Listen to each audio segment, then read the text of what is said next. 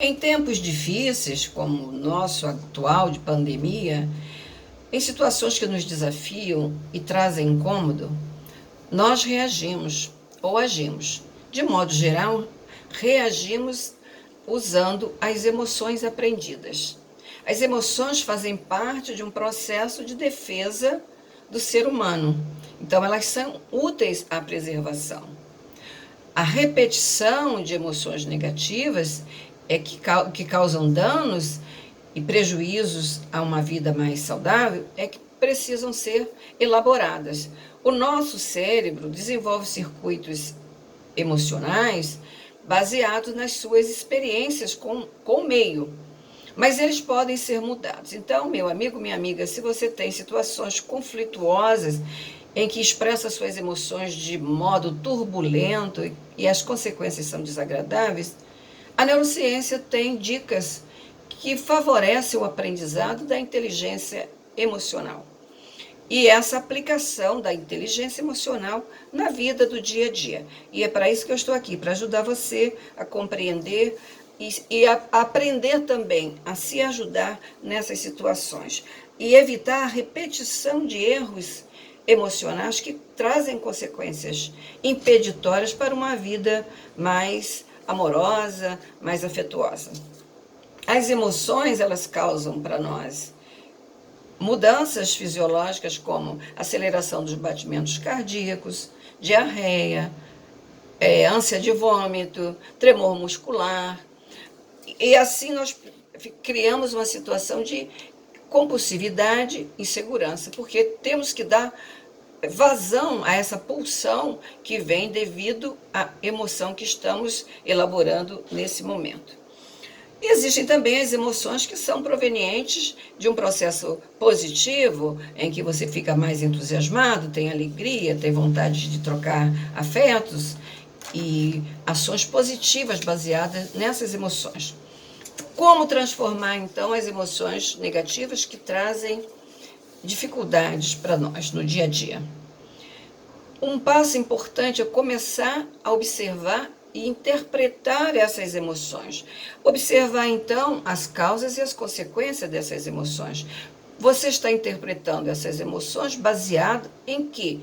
Então, você vai precisar de elementos racionais, lógicos. Por quê? Porque o cérebro ele trabalha de um modo que ele faz uma conversação intracerebral no encéfalo e também uma conversa entre cérebro e corpo, continuamente, mesmo quando estamos dormindo.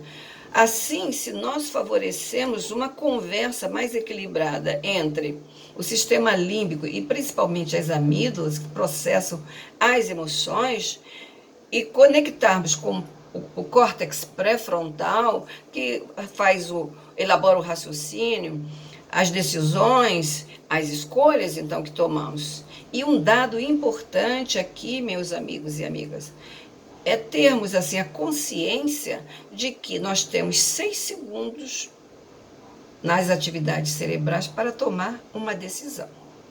Então, se nós estamos usando só a emoção, sem saber a causa e as consequências dela, sem saber fazer a regulagem, as consequências serão também inesperadas, inevitáveis. Agora, se você aprende a trabalhar, a ensaiar as suas emoções, como eu já sugeri aqui num vídeo chamado A Raiva Ensaiada, vocês podem dar uma olhadinha e aprender as dicas que estão lá, muito práticas para o dia a dia.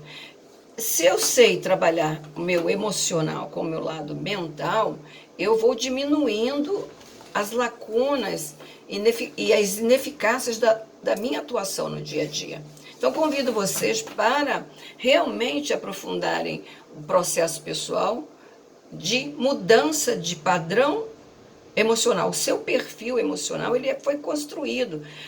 Por quê? Porque você teve vivências e, ao se relacionar com o meio externo e o meio interno, você criou o seu padrão emocional. Mas esse padrão pode ser mudado a partir de uma decisão, de um treinamento emocional, de um treinamento mental. Se você quer pertencer, então, ao clube das pessoas que gostam de pensar e avaliar as causas e consequências do que fazem para errar menos, eu convido você, então, para essa sequência de atividades que separei como um princípio de estudo. Mas o trabalho de mudança, ele é muito mais intenso e profundo. Precisa ser contínuo e trabalhado com dedicação, se você quer mesmo se transformar em um ser humano de qualidade melhor. Primeiro item: observe as emoções que afloram e como elas repercutem no seu corpo, nas suas atitudes e na sua convivência.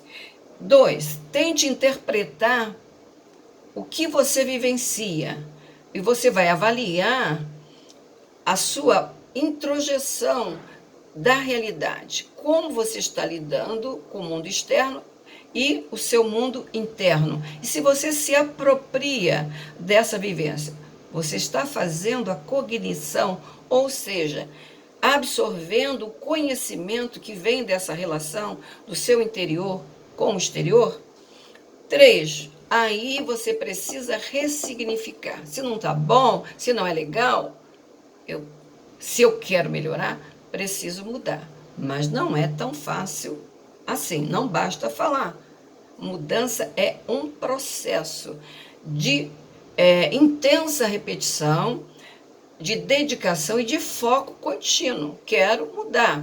Se eu sou uma pessoa que me expresso explosivamente, compulsivamente, com muita raiva, muita arrogância, muito orgulho, prepotência, eu quero mudar porque causa mal-estar no meu ambiente em que vivo. E eu também, às vezes, não fico legal por ter sido agido dessa forma, arrogante ou prepotente, ou o dono da razão.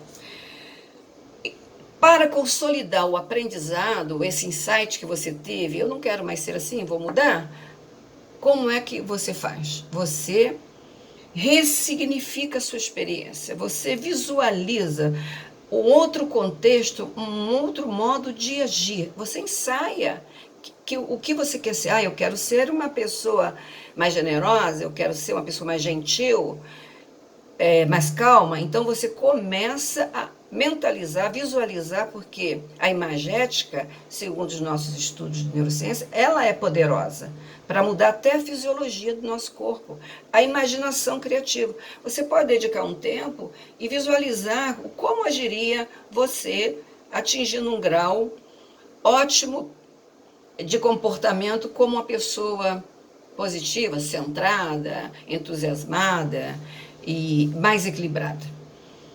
E a partir dessa repetição dessas formas que você escolheu para significar uma outra vida, um outro modo de ser, você vai repetindo muitas vezes, porque o nosso cérebro, para aprender, consolidar o aprendizado, precisa de repetições.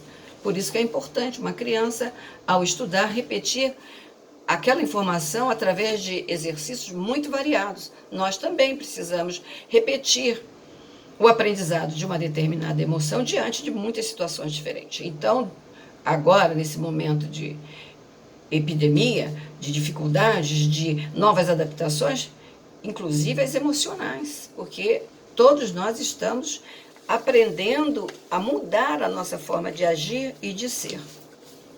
A regulação das emoções é importantíssima para uma pessoa exercer suas atividades parentais, funcionais, ser um membro de uma comunidade. Essa interpretação que você aprende dentro da sua vivência emocional, movida pela lógica, pela racionalidade, vai trazer grandes benefícios para a sua vida. É isso que eu vejo com a minha experiência, não só no consultório, como na minha própria vida, aplicando também aquilo que estou passando para vocês como um aprendizado pessoal contínuo de mudanças, de investimento permanente numa mudança para ir me tornando também uma pessoa melhor. As escolhas que levam às decisões, como eu falei aqui, nós temos 6 segundos cerebrais para tomar essa decisão. Assim é muito importante. Trago aqui também uma contribuição das tradições espirituais, espiritualistas, que dizem que quando nós nos expressamos de modo contundente com emoções negativas, nós emitimos energias e atraímos também seres intrusos negativos que reforçam essa nossa expressão negativa, que fortalece a nossa repetição de um quadro patológico negativo. Se nós queremos ir para um caminho de mudança de perfil para um perfil positivo, psicológico, construtivo, em prol da nossa própria existência, de um modo que reciclemos aquilo que não é bom, então é importante que elaboremos as nossas emoções através do quê? Dos sentimentos. Esses sentimentos, eles só surgem quando nós conseguimos transformar a emoção que vem de um modo impulsivo, através das pulsões, para um modo mais racionalizado. Este modo de expressar a emoção racionalizada, em que entra também o aspecto dos valores da ética, faz com que nós transformemos a emoção como mecanismo de defesa, de sobrevivência, em sentimentos interativos, cooperativos entre os seres, porque nós entendemos a vida de um modo mais amplo.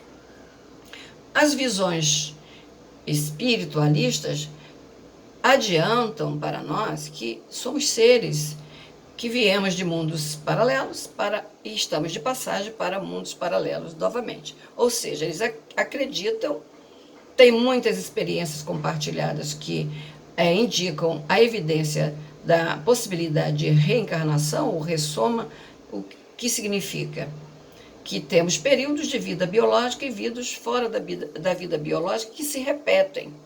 Há filmes, há relatos, há os estudos, por exemplo, de experiências de quase morte, realizados por especialistas, por pesquisadores, que a gente mais tarde pode voltar a falar deles.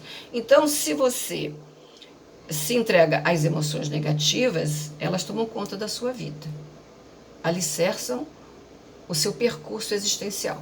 Agora, se você quer uma existência programada, você vai fazer a reciclagem dessas emoções que transtornam a sua vida.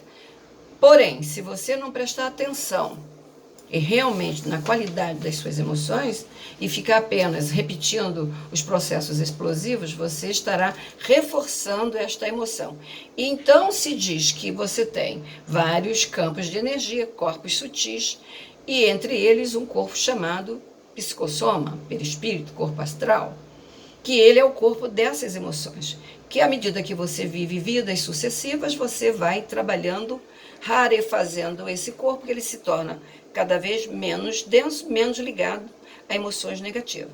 E quando você trabalha mais atuando através da racionalidade, do pensamento lógico, de trabalhar evidências dos fatos, pelos fatos, e não aquilo que você gostaria que fosse, mas aquilo que é assim, e começar a aceitar essas vivências, você vai progredir, vai evoluir, vai construir a sua personalidade de modo mais sólido, que não fique à mercê das influências do meio das emoções de outras pessoas também.